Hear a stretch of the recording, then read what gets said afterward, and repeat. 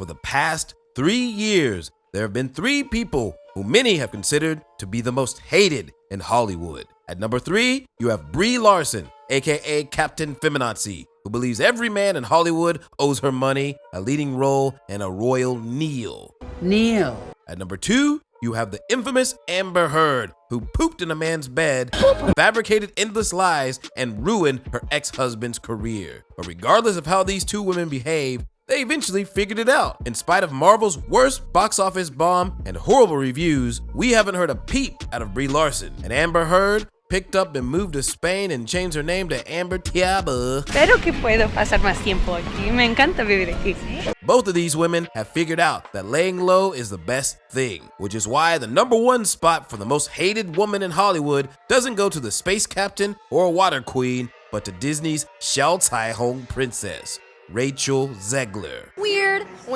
Who in the course of 1 year canceled co-stars, canceled her fans, and of course, even the original character she's meant to play. You'd think someone who's just in the early stages of her career would take a cue from number 2 and number 3 and chill the hell out. Not in the slightest. In a recent interview, she, along with another unpopular actress, the Black Mermaid, engaged in a 40-minute pole on pa scissor fest. Oh, that's why it's gonna make me cry. No, stop, because you'll make me cry. No. You too. I mean, Yeah, Snow White. We did that. I mean, we did that. Hello, both of us. But there was about 30 seconds of this interview that made people lose it. Has that been different or difficult to step into that world for you? Is it pressure? What do you feel? I mean, definitely pressure. The cartoon's so beloved. It's like a monumental moment in film history. Yeah. It was like the first feature-length Yeah. cartoon movie, to the point where it won honorary Oscars, and Yeah. all of these amazing things that happened for that film are the reason that you and I really get to sit here today, because it Yes. made Disney what it is. So of course there's like this pressure of being the first one. There's just a very dedicated group of people Fans, who yeah. love Disney cartoons. I'm one of them. You know, I love everything that the Disney company has put out in the past 1,000,000 years, 100 years this year.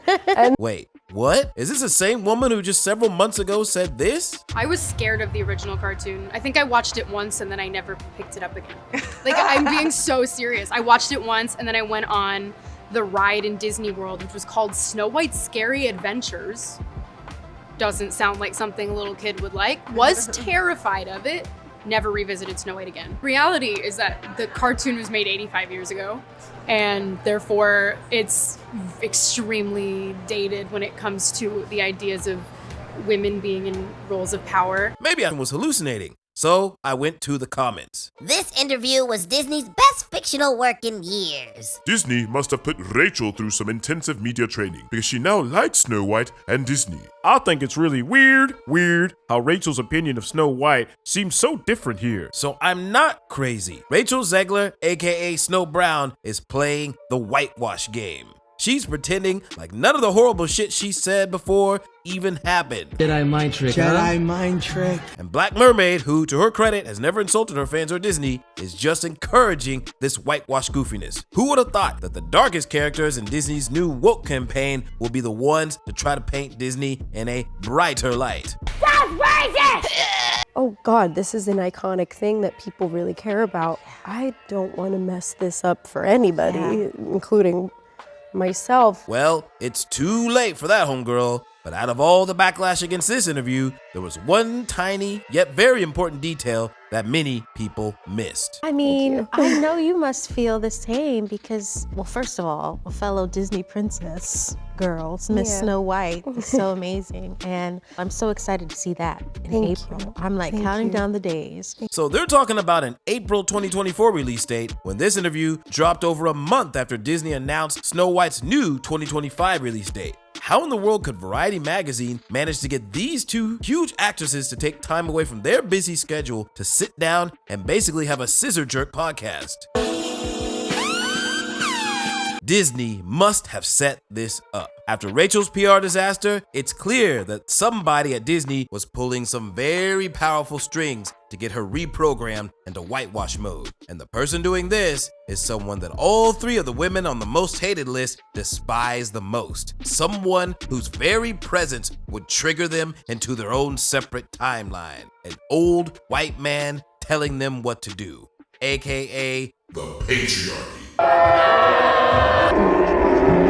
So here's what I think happened. This patriarchal dude probably had Snow White locked, edited, and nearly done with post for its 2024 spring release. But due to the strike's strict promotional rules, they couldn't have actors publicly promoting the film, but they could have them talking about how excited they are to be in the film. Loophole! Then, right when the promotion tour is about to kick off, a last-minute decision to delay their $330 million film until 2025. I mean, Snow White was Disney's first ever full-length animated film, yo. And after the mega failure of the 100-year-end commemorative Wish, this film had huge pressure to perform, especially with it originally being Disney's first film of 2024. And I bet delaying a film so big as Snow White was very difficult and took a very courageous someone to make that decision. Whoever pulled the trigger on that deserves a raise, because the movie that created Disney was well on its way to being the movie that destroyed Disney. You're goddamn right. Just look at what Brie Larson did to the Captain Marvel legacy. The Marvel's box office performance might drive the MCU into an early 2023 grave. They're only releasing one film next year, and Amber Heard in Aquaman 2 sees the DCEU possibly outdoing Larson's The Marvels for worst performing film in superhero history. Two of the largest superhero cinematic universes, one ruined by someone who talks too much and another by someone who poops too much. Resulting in both of them hitting the reset button. So without Snow White being delayed, Disney might have suffered the exact same fate. And that brings us to the person who most likely made this split-second decision and who may also be responsible for Rachel being reset back to default whitewash factory settings. The man who represents what all three of the women on the most hated list despise the most. The patriarchal white male. And his name is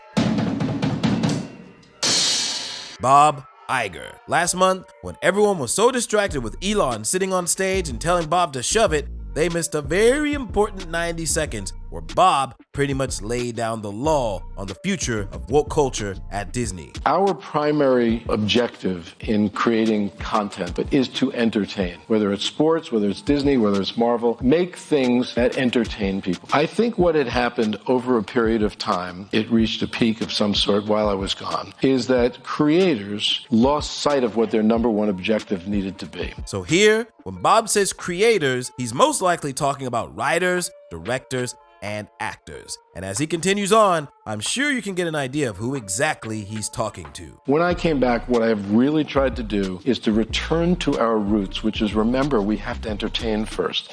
It's not about messages. And I've worked hard since I've been back at reminding the creative community, who are our partners, in some cases our employees, that that's the objective. And I don't really want to tolerate the opposite. So in case you missed that last line, let's play that again. And reminding the creative community, who are our partners, in some cases our employees. He said in some cases, our employees. Rachel Zegler is exactly that, an employee of Disney. And as Bob Iger said, he ain't tolerating any more bullshit. So maybe, possibly, this could be the beginning of Disney pulling its shit together. They will. I'm sure they will. But with so many box office, PR, and marketing disasters in just 1 year alone, is it too late? What do you guys think? Leave your comments down below. Remember to like, subscribe, and I will see you on the flip side. Peace!